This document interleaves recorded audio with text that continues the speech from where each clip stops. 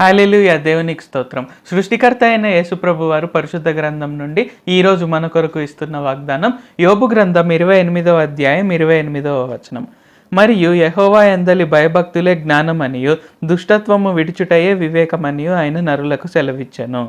So ఈరోజు వాగ్దానం కనుక చూసుకున్నట్లయితే మనకు జ్ఞానము అన్న, వివేచన అన్న, తెలివి అన్న మనకు రకరకాలుగా డెఫినేషన్స్ ఉంటాయన్నమాట. అయితే యేసుప్రభు వారు మనకందరికీ ఏం సెలవిస్తున్నారు? సో నరులకందరికీ అంటే మనకందరికీ ఆయన ఏమని సెలవిస్తున్నారు?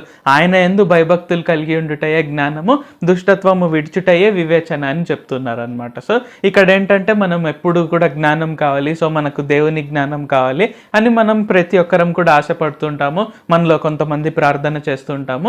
అయితే మనకు జ్ఞానం ఉంది, వివేచన ఉంది అని మనం ఎలాగ తెలుసుకుంటాము అంటే మనం ఆయన యందు భయభక్తులు కలిగి ఉన్నట్లయితే. అంటే ప్రతిరోజు ఆయనతో సమయం గడుపుతూ ఓకే నా జీవితంలో ఇలాగ జరగాలి అని ఆయన ఆశిస్తున్నారు కాబట్టి నేను ఆ విధంగా జరిగిస్తాను, అంటే ఆయన చిత్తాన్ని నేను పాటించడానికి నేను ఖచ్చితంగా ప్రయత్నిస్తాను అని ఎప్పుడైతే మనం ఆలోచిస్తామో అప్పుడు మనకు సంపూర్ణ జ్ఞానం ఉన్నట్టు.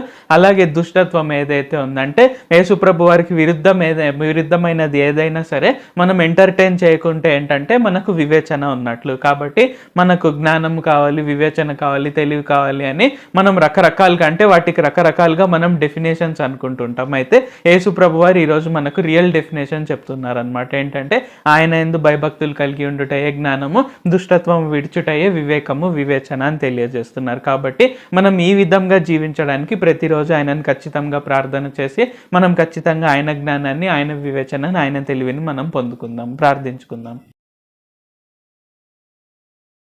ప్రభువా, దేవా, సర్వాధికారి, మాకు ఇంకొకసారి ప్రార్థించుకునేందుకు అవకాశం ఇచ్చినందుకు వందనాలు తండ్రి. మీరు మా కొరకే చేసిన ప్రతి ఒక్క మేలుని బట్టి మీకు వందనాలు, స్తుతులు, స్తోత్రాలు తండ్రి. ఈరోజు వాగ్దానంని బట్టి వందనాలు తండ్రి. మాకు జ్ఞానము, వివేచన, తెలివి అంటే మాకు రకరకాలుగా డెఫినేషన్స్ ఉన్నాయి. అయితే ఈరోజు మీ యందు భయభక్తులు కలిగి ఉండుటయే జ్ఞానము, దుష్టత్వాన్ని మేము విడిచిపెట్టడమే వివేచన అని మాకు తెలియజేసినందుకు వందనాలు తండ్రి. కావున మేము ఆ విధంగా ప్రతిరోజు జీవించడానికి సహాయం చేయండి తండ్రి. ఏ క్షణంలో కూడా మేము మీ యందు భయభక్తులు విడిచిపెట్టకుండా, మేము ఏ క్షణంలో కూడా దుష్టత్వాన్ని మేము ఎంటర్టైన్ చేయకుండా, మేము సంపూర్ణ జ్ఞానం, సంపూర్ణ వివేచన, అలాగే సంపూర్ణ తెలివి కలవారంగా జీవించుటకు సహాయం చేయండి.